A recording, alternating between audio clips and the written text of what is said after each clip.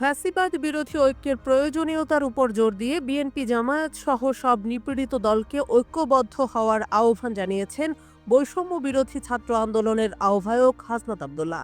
তার দাবি, ২৪-এর সফল গণ অভ্যুত্থান একটি নতুন বাংলাদেশ গড়ার সম্ভাবনার দুয়ার খুলে দিয়েছে। মঙ্গলবার গভীর রাতে নিজের ভেরিফাইড ফেসবুক অ্যাকাউন্ট পোস্টে হাসনাত বলেন, বিগত দেড় দশকের আওয়ামী স্বৈরশাসনের নির্মম অত্যাচারে বিএনপি ও জামায়াত সহ নিপীড়িত দলগুলো অনেক নেতাকর্মীকে হারিয়েছে। আওয়ামী লীগের অন্যায় শাসন ও মানবাধিকার লঙ্ঘনের প্রতিবাদে তাদের উপর চালানো হয়েছে অমানবিক নির্যাতন। তিনি উল্লেখ করেন, ২৪-এর গণ অভ্যুত্থানে নেতৃত্ব দেওয়া বৈষম্য বিরোধী ছাত্র আন্দোলনে অংশ নেওয়া সাধারণ খেটে খাওয়া মানুষ থেকে শিশু কিশোররাও আওয়ামী লীগের সহিংসতার শিকার হয়েছে।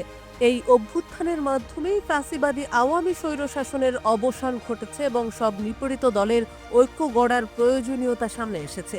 তিনি আরও বলেন, ২৪-এর গণ অভ্যুত্থান পরবর্তী বাংলাদেশের ফ্যাসিবাদী আওয়ামী লীগের কোনো ঠাঁই নেই।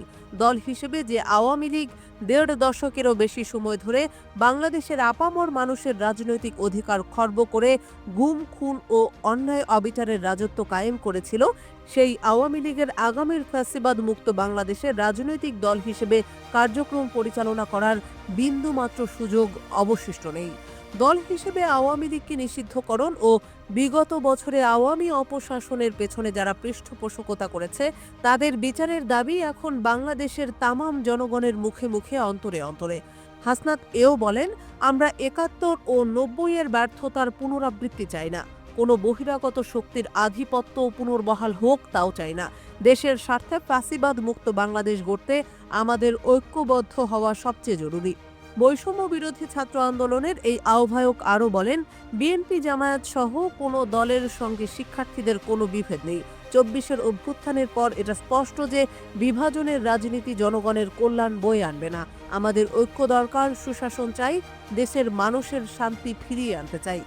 দেশ ও জনগণের মঙ্গলে দল মত নির্বিশেষে ঐক্যবদ্ধ হয়ে ফ্যাসিবাদ মুক্ত বাংলাদেশ গড়ার লক্ষ্যে সবাইকে কাঁধে কাঁধ মিলিয়ে এগিয়ে যাওয়ার আহ্বান জানান হাসনাত।